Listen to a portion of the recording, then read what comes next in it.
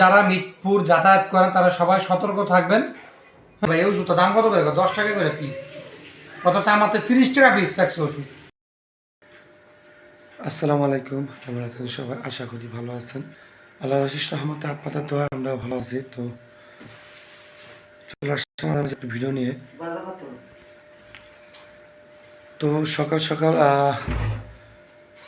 ঘুমে থেকে উঠে পড়ছি সবাই, আমি একা না, সবাই উঠে গেছে। আমি, আমার ওয়াইফ, ওই যে নিজের ছেলে, ওই যে আরেক ছেলে শুয়ে রয়েছে।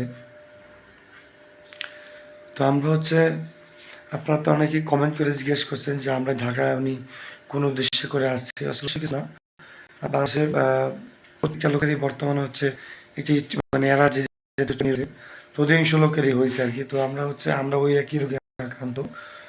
তো যেমন হসপিটালে, তো এই জন্য আগে মামাদের বাসায় আসছি, কারণ এখান থেকে ডাক্তার দেখাতে খুবই সুবিধা। আর দেখা গেছে আবার 2-1 দিন সময়ও লাগতে পারে। তো এই জন্য মামাদের বাসায় এসে উঠছি। সেই জন্য সকাল সকাল গুছগাছ করে উঠে পড়ছি। এখন যাব হসপিটালে। এখন বাজে কটা? ওই যে ঘড়িতে দেখেন 7টা বাজে না এখনো, বাজে 7:05 বাজে। ওই জায়গায় 7টা হলে উল্টা দেখে গেছি রে। তো আমরা আসলে শহীদ সালামত ডাক্তার দেখাতে পারি ক্লিয়ারলি, যেন সব কিছু শর্টকাটে হয়ে যায়। আসলে পরীক্ষা নিরীক্ষার ভিতরে গেলে দেখে গেছে অনেক ঝাঁঝামেলা, অনেক দিন দেখা গেছে অনেক দেরি হয়ে যেতে পারে। তো আপনারা আমাদের জন্য দোয়া করবেন যেন এই রোগগুলো আর কি খুব দ্রুত এই জায়গা। তো আমাদের সঙ্গে থাকুন আর ভিডিওটা দেখতে থাকুন।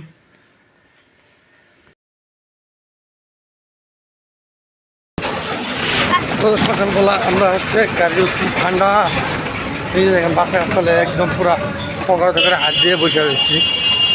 তো যত ঠান্ডা না লাগে গাড়িতে তো আপনার চেয়ে বেশি ঠান্ডা লাগে, প্রচুর বাতাস লাগে গাড়িতে। আর হলো খোলা মারা রিক্সা।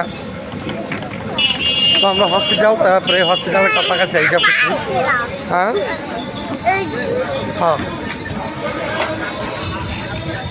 বাতাস। আর এই যে ব্যায়াম দেখতেছেন মাথায়, এটা কালকে আমাকে শারমিন কিনে দিয়েছে। আর আমার এই চুলটা আর কি একটু বড় করুক ইচ্ছা আছে, তো ওই জন্য এটা নিজে আর কি কিনে দিয়েছে। তো লতর আমি গিফট করে দিলাম। আমি আগে বড় কখনো দিনে, তো এই জন্য আনিজি লাগতেছে,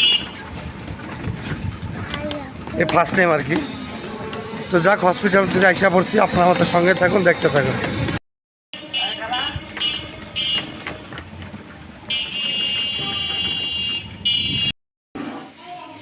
তো হসপিটাল থেকে মাত্র আসছি।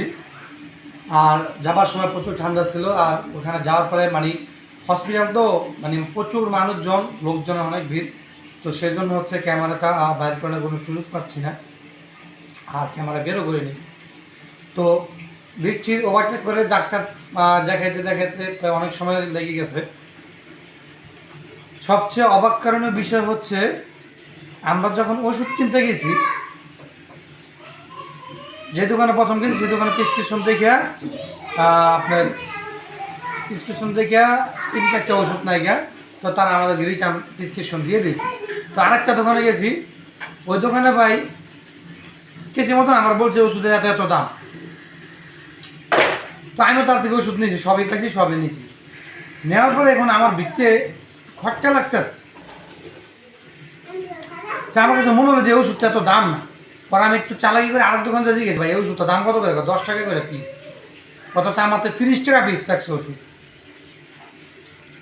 এই কাজ করতেছে মিরপুরে হসপিটাল ডাক্তার এগুলা, এই যে যারা ফার্নিচার দোকান বিক্রেতা করে তারা এই কাজগুলো করতেছে। শুধু ওটা না, প্রত্যেকটা ওষুধের মূল্য বেশি রাখছে। ওরা যাইয়া প্রেসক্রিপশন সহকারে যাইয়া ওষুধ ফেরত দিয়েছি। তো আমি কখনই আর কি দেখা গেছে গালাগালা আমার পছন্দ না। তো আমি ওখানে খাড়াই আসতে তাদেরকে গালাগালি করে এসেছি দোকানের সামনে খাড়াই, যে এরকম করতেছে তারা। এটা কোনো কিছুই মানে দিতে পারতেছে না যে ওষুধের দাম। আমরা কি ওষুধের গায়ে কি মূল্য লেখা থাকে? আমাদের পক্ষে কি বোঝা পড়া সম্ভব যে একটা ওষুধের মূল্য এত টাকা বেশি? আমরা কিভাবে জানবো যে ওষুধের মূল্য এত বেশি? আর যেই 10 টাকা বেচছে হ্যাঁ তো আর লাভ ছাড়া বেচে না। আর যেই ব্যক্তিটা 10 টাকা ওষুধ বেচছে ও হয়তো লাভ ছাড়া বেচে না, কিছু তাই না, ওও লাভ করছে, 10 টাকার ভিতরে লাভ করছে। আর আমার থেকে 10 টাকা তো লাভ করছে, তার থেকেও 3 গুণ বেশি বেচছে। তো এই আপনার মিরপুর হসপিটালের দোকানদার অবস্থা, ওষুধ বিক্রেতার অবস্থা, যে এরকম যদি হয় তাহলে সাধারণ যে ভোক্তাভোগী যারা আছে আমাদের মতন তাদের কী অবস্থা হবে? তাদের পক্ষে কি সম্ভব, কিংবা আমাদের পক্ষে কি সম্ভব যে ওষুধের দাম 10 টাকা বেশি রাখলে? একটা চিন্তা করছেন, 10 টাকার ওষুধ সাপ্লাই না থাকলে 15 টাকা বিক্রি করতে পারে, নিলে ধরলাম 20 টাকা, সেই জায়গায় 30 টাকা, মানে কল্পনার বাইরে। আরেকটা ওষুধ, ওই ওষুধটা সাপ্লাই নেই, কোনো দোকানে সাপ্লাই নেই, কে ওষুধটার মূল্য লেখা আছে গাড়ে, মনে হয় এটার মধ্যে আছে না? আমি তো দেখাই আপনাদের মূল কোনটা ছোট, ওই যে ছোটটা কো ওখানে তো কর। এটা বুঝতে পারছো না? আচ্ছা, আমি তো আপনার কই ওষুধ ওটা ভিত্তিক তো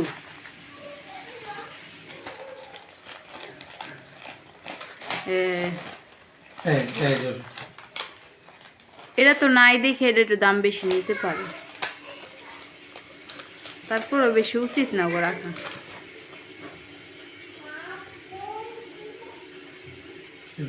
কবে? আচ্ছা 26শে ডিসেম্বর, ঠিক আছে 24শে ডিসেম্বর, ঠিক আছে 26শে ডিসেম্বর। তো রেটটা সঠিক বোঝা যাইতেছে না, 125 টাকা দেখছি ওটা। মানে এই জায়গায় 125 টাকা একটা রেট আছে, তো লেখাটা মুছে গেছে গা। তো এই ওষুধটা বর্তমানে সাপ্লাই নাই, এই ওষুধটা কোথাও পাওয়া যাবে না, কারণ ওষুধটা টোটালি সাপ্লাই বন্ধ। আমাদের ভুল হয়েছে, যদি এই ওষুধটা পাল্টে আনা তো আমরা উচিত ছিল। আমাদের উচিত ছিল যে ওষুধটা ডাক্তারকে বলে যে ম্যাম যে ওষুধ এটা কিন্তু অ্যাভেলেবেল পাওয়া যাচ্ছে না, এটার পরিপ্রেক্ষিতে কোনো ওষুধ আছে কিনা সেটা দেন। তো যাই হোক, যেহেতু আমরা এটা পেয়েছি, আমরা এখানে সেটা আমাদের আরও 3-4টা লাগবে।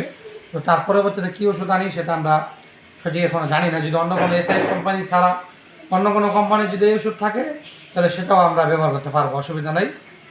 তো এই ওষুধটা সাপ্লাই নাই, এই ওষুধটা 125 টাকা মূল্য আছে, সেই জায়গায় তারা 150 টাকা রাখতে পারে। এই ওষুধটার মূল্য রাখছে 200 টাকা, 200 টাকা মূল্য রাখছে। তো এটা হচ্ছে আমার মানে কল্পনার বাইরে যে ওষুধটার মূল্য তারা 200 টাকা রাখছে। তো তার জন্য আমি এই ওষুধ পুরোপুরি ফেরত দিয়ে আসছিলাম, পরে আরেক দোকান থেকে রাখছি, পরে 180 টাকা রাখছে। সাপ্লাই নাই দেখি। হ্যাঁ, তো বলছে তারা যে ভাই ওষুধটা সাপ্লাই নেই, এই ওষুধটা আর কি কম দামে আমরা বিক্রি করতে পারি না, তো এই জন্য হচ্ছে তাই এই ওষুধটা তারা 180 টাকা রাখছে আর কি, তাও 20 টাকা কম রাখছে আমার থেকে। তো এরকম হচ্ছে কার্যকলাপ চলতেছে এই মিটপুরে। তো সাধারণ লোকজন, আমাদের মতো যারা লোকজন যায়, বিশেষ করে যারা মহিলারা, অনেক আছে একদম কিছুই মানে অক্ষরও চিনে না, তারা যদি যায় তাহলে তাদের অবস্থাটা কেমন হবে। তো আপনারা সবাই যারা মিটপুর যাতায়াত করেন তারা সবাই সতর্ক থাকবেন। হ্যাঁ, তারা কিন্তু এরকম মানে সাধারণ জনগণের সাথে প্রতারণা করতেছে, বিশেষ করে ওষুধ বিক্রেতারা। তো আমি আজকে অল্পদের জন্য ধোকা থেকে বেঁচেছি, তাও আমার থেকে প্রথম যে ওষুধগুলো আনছি তো ওষুধ ঠিক মনে হয় যে আমার 150 টাকা বেশি রাখছে, তো আমি আর ওগুলো নেওয়া যাই নাকি 150 টাকার জন্য।